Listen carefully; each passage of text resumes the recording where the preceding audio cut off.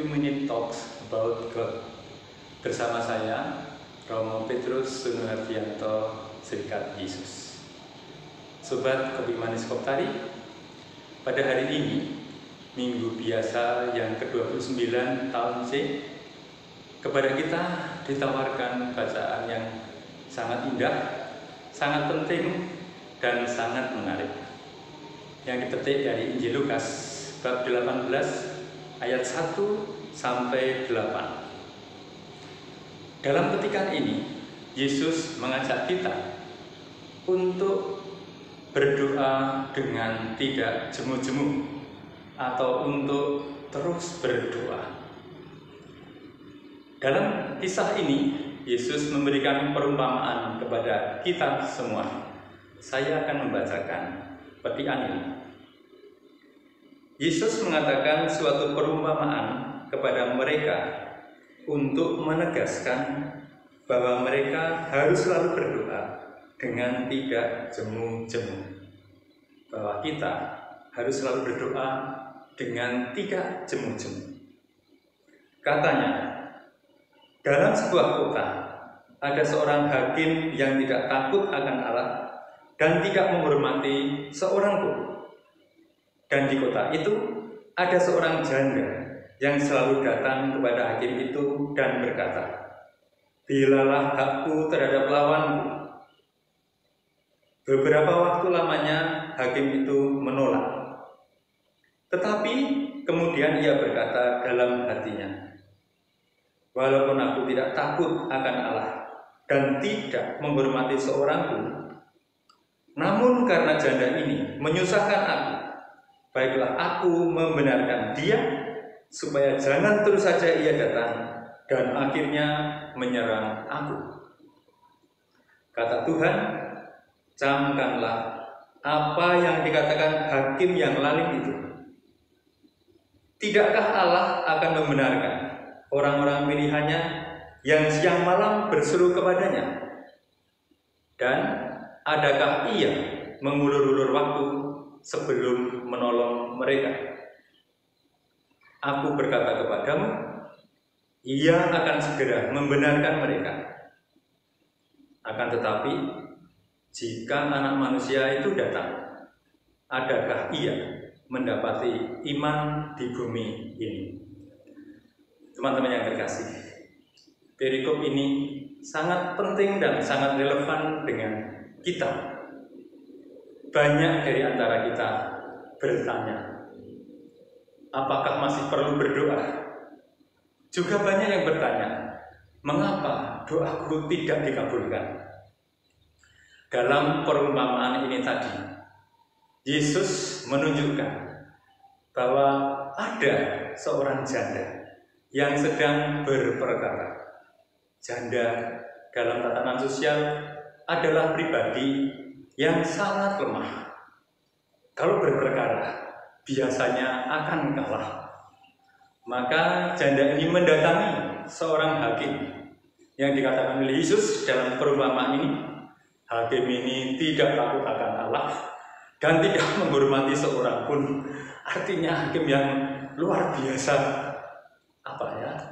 lalim.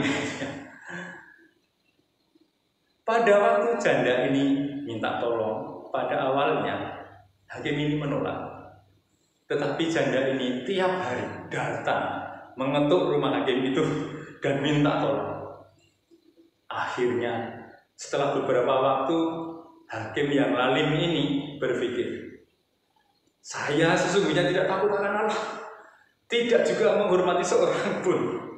Tetapi kalau janda ini saya biarkan, lama-lama dia bisa mempermalukan saya. Maka lebih baik saya tolong. Yesus mengatakan, camkanlah apa yang dikatakan hakim yang lalim ini. Maka pertanyaannya, apakah Allah akan mengabulkan doa kita? Yesus membandingkan, kalau hakim yang lalim saja akhirnya mengabulkan permohonan janda itu, apalagi Allah Bapa kita. Nah, teman-teman yang terkasih, ini sangat menarik. Banyak dari antara kita bertanya, mengapa doaku tidak dikabulkan?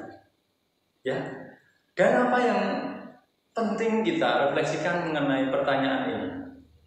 Teman-teman yang terkasih, kadang-kadang kita berdoa itu menjadi daftar permohonan atau daftar keinginan. Kita ingin ini, ingin itu. Misalnya kita ingin berhasil atau kita ingin mendapat pekerjaan. Ya, kita mohon supaya kita diberi pekerjaan. Kita mohon supaya kita diberi teman hidup dan seterusnya. Dan doa itu menjadi daftar permohonan. Apakah tidak ada cara doa yang lain? Ada. Ada. Doa tidak harus selalu memohon. Doa bisa bersyukur. Ya, atau mohon supaya bisa bersyukur. Misalnya, saya berdoa untuk mohon bisa mensyukuri atas sedemikian banyak pribadi yang telah membantu aku berkembang sampai saat ini. Saya pernah melakukannya. Sebagai contoh, saya pernah mohon 38 tahun yang lalu untuk bisa bersyukur atas ibuku, atas bapakku, atas keluargaku, kakek, nenek, om, tante, kakak, adik, semuanya saya ingin bersyukur karena mereka itu telah membantu aku tumbuh sampai saat ini. Maka saya melakukan doa sederhana, melihat bagaimana saya telah dibantu oleh ibu, oleh bapak, oleh kakek, oleh nenek untuk tumbuh. Dan saya saat ini bisa bersyukur atas mereka itu. Atau juga bersyukur atas para guru yang sudah mendidik saya dari TK sampai perguruan tinggi. Saya masih ingat Ibu Pini, Ibu Martini, guru TK saya yang sudah almarhum. Saya sangat berterima kasih kepada mereka berdua.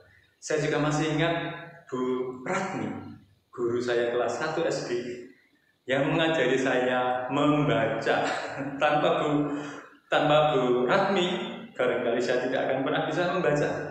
Maka saya mohon pada Allah, Tuhan, ajari aku bersyukur atas pribadi-pribadi yang sudah membantu saya tumbuh menjadi sunu sampai saat ini. Teman-teman, doa itu bisa doa syukur. Doa kadang-kadang juga berubah menjadi doa yang hanya kata-kata tanpa disertai perbuatan. Ya, mohon ini, mohon itu, tetapi saya kurang menindaklanjuti dengan perbuatan. Tentu saja, kalau kita ingin berhasil dalam studi, kita harus belajar. Kalau kita ingin punya teman, kita harus mencari teman. Ya, kalau kita ingin pekerjaan, nah ini menarik. Banyak orang mencari kerja. Pertanyaannya, apakah dia mau bekerja apapun? Kadang-kadang kita itu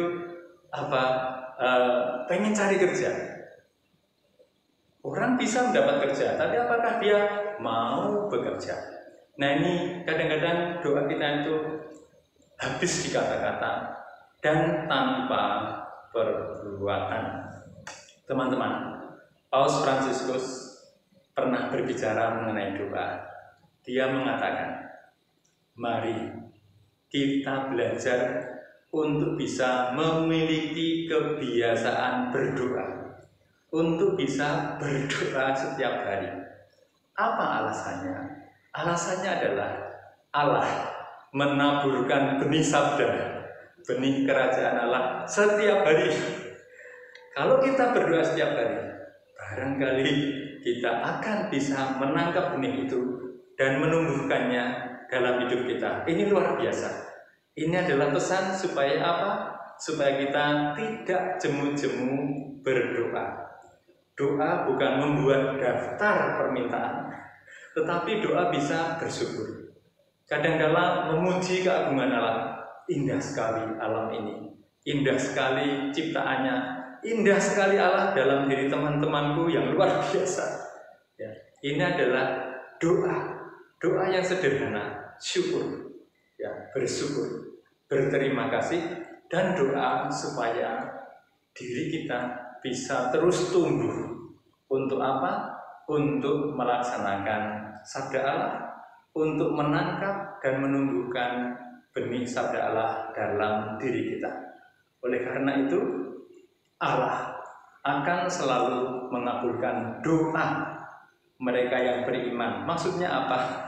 Mereka yang bukan hanya omong, tetapi juga melaksanakan. Mereka yang tidak hanya omong, tetapi juga mendengarkan. Doa itu mendengarkan, ya, mendengarkan diri, mendengarkan Allah yang ada dalam diri teman-temanku. Ya, Allah tentu saja tidak bisa lihat langsung, tetapi Allah itu bisa kelihatan dalam diri teman-temanku yang luar biasa itu. Kita bisa belajar berdoa, mendengarkan dan menemukan kehendak Allah di sana. Itulah doa yang sederhana. Oleh karena teman-teman yang terkasih, marilah kita mohon supaya kita diajari berdoa. Marilah kita mohon supaya kita boleh belajar untuk berdoa tidak jemu-jemu. Karena apa? Allah sangat memperhatikan kita. Dia pasti akan mengabulkan doa kita. Kita yang mau mendengarkan, kita yang mau bersyukur, dan kita yang mau terus berkembang. Sobat Kopi Manis Koptari, semoga Allah memberkati kita semua supaya kita bisa menghadirkan sabdanya, kerajaannya dalam hidup kita sehari-hari. Amin.